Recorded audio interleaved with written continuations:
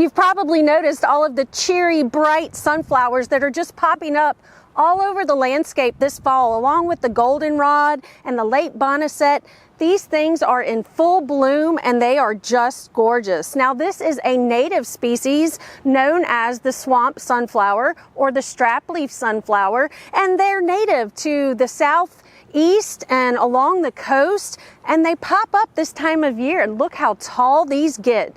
Just these multi-branched, multi-head, beautiful sunflowers that the pollinators, of course, just love. And they're just so gorgeous. These long stems, you can cut these and bring these indoors, of course, for cut flowers to make arrangements and just to cheer up the house. Now, these are wonderful ecosystem service plants.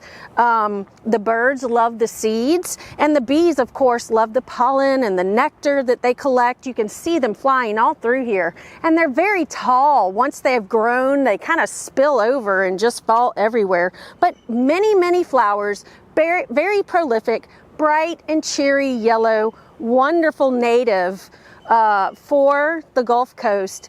You can actually collect the seeds. There are some cultivars available in the nursery trade, but these are native plants that just pop up everywhere. Now, once the flower heads dry, you can actually just shake them out and collect those seeds for next year.